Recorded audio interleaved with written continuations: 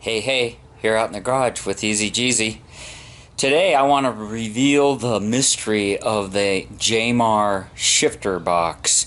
To me, it's always been a mystery. It's been a puzzle. I've never seen anything on the internet.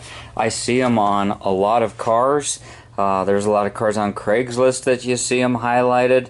I've gone to their website and seen them and always been curious about it. And I think I mentioned a couple of times here in my videos since I got this car that these aren't necessarily a quick shifter, a short throw, and it's kind of notchy, and I thought maybe there would be something that needed adjustment or lubrication.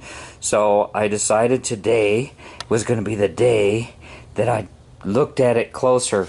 They're very distinctive, and a lot of people run them. It's one of the most popular aftermarket off-road shifters out there.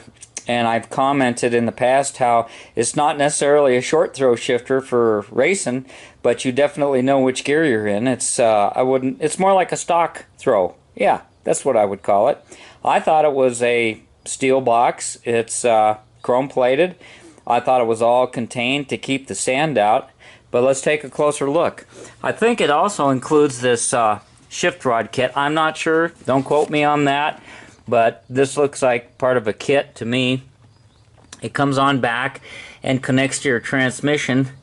I've already taken out the grub screw. When you mount these things, the shaft on the end of your transmission has a slot, a hole in it. Different years in different places. Sometimes it's on the bottom. With the bus, it's on the bottom. With the car, it's on top. But you don't. That's the hockey stick. It can get mixed up in different years and still works. Now, this is a flat screw instead of a tapered point grub screw, which right away I'm not real pleased about.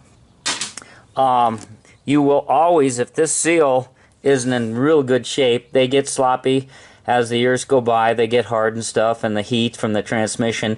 When you're going down extremely steep hills, you're going to get leakage through the front there. It's just part of driving off-road. I don't think it really can be avoided. Even the new ones will seep a little bit.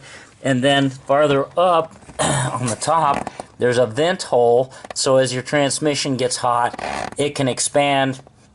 The aftermarket has addressed those with these cute little cone screens, and people have drilled and tapped them and done different things to try to keep the oil inside the case but let it breathe so it's not pushing out your seals and destroying your seals. So let's just take it out. I had already loosened it up. It's held in place with two long bolts. There is no mystery.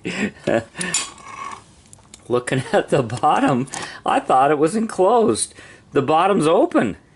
It must come with that plate, and I think it fits over the plate, so it should keep the sand and stuff out. And this looks pretty clean. There's a little bit of rust inside there.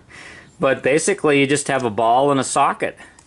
And if you can see down in here, the reverse lockout is that bar.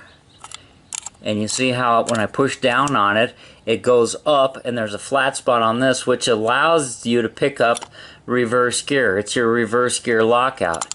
That's a real neat feature, having it separate like that. A lot of guys' stuff is all worn out, and when they go from first to second, if they're excited, they might start grinding on reverse. A big problem with reverse gear wear and tear. So really there's not a lot of maintenance to it. They did provide you with nice bushings with grease zerks on it, and these probably had never been greased. This is just a Heim joint. Basically, there's a snap ring in there. It's a nice looking setup. From time to time, it wouldn't hurt to lift the boot and put a drop of your favorite oil in here. This does rotate completely around. Although a lot of times if you add lubrication to something and you're out in the dirt and the sand, it's just going to have junk stick to it.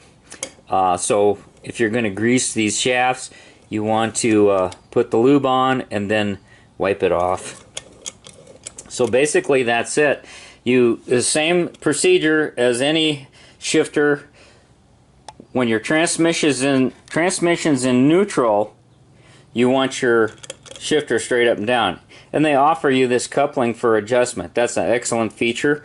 And then you've got your neutral gate, which you're not feeling in the box. You're feeling it back here in the transmission itself, moving the hockey stick between the shifters. There's shift rods inside the end of your transmission, and you have 3 of them. First, second, third, fourth, and reverse is a separate one by itself. So you know, push down and you're able to move the shifter farther to the left. So this is going to be a short video. I was always curious what was so special about these Jamar boxes, and I just had to take it apart and find out for myself. Good looking unit, very durable and robust. A lot of people use them for off-road cars that they're building from scratch. Nothing the matter with it. Thanks for watching. Thanks for subbing. TheEZGZ out.